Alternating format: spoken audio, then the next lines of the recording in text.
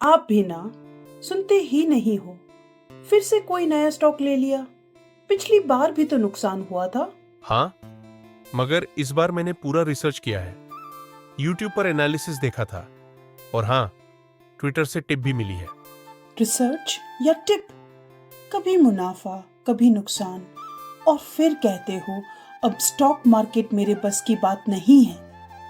मुझे असल में ज्यादा चिंता तुम्हारे हताश हो जाने की है। कहीं तुम अपनी जिद में मार्केट में इन्वेस्टमेंट करने की असली समझ और मकसद ही ना खो बैठो। शायद तुम सही कह रही हो। अब सोचता हूं तो लगता है कि मैं अपनी ही जिद में था। जो स्टॉक खुद चुना था उस पर ईगो आ गई थी कि यह गलत कैसे हो सकता है, और जब गिरा तो सारा ब्लेम मार्केट पर डाल दिया। लेकिन सच तो यह है, ना मेरे पास उतना टाइम है ना उतना अनुभव। मैं तो अपने बिजनेस में ही उलझा रहता हूं। मैं तो हमेशा ही सच कहती हूँ। और जैसा हमने पिछली बार डिस्कस किया था कि फंड मैनेजर जिनकी ये फुल टाइम नौकरी होती है, मार्केट को समझना, डेटा को एनालाइज करना और उसके आधार पर फैसले लेना, इसके लिए उन्होंने बकायदा पढ़ाई भी की होती है। वो क्वालिफाइड होते हैं।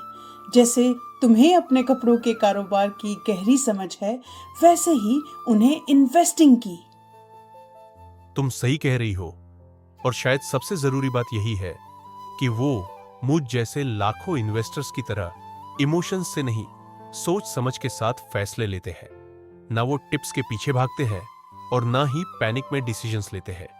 उनके पास होती है रिसर्च, डिसिप्लिन, जवाबदेही और एक पूरी सलाहकारों की टीम। और मैं, अगर कभी स्टॉक ऊपर चला गया तो दोस्त कहते हैं मैंने तो कहा था, और जब गिरा तो वही लोग कहते हैं भाई तुझे मना किया था। Completely baseless. तो पैसा भी एक्सपर्ट से ही मैनेज करवाना चाहिए। चलो, आज नया शेयर ढूंढने के बजाय ये रिसर्च करते हैं कि कौन सा फंड मैनेजर सबसे बेहतर है।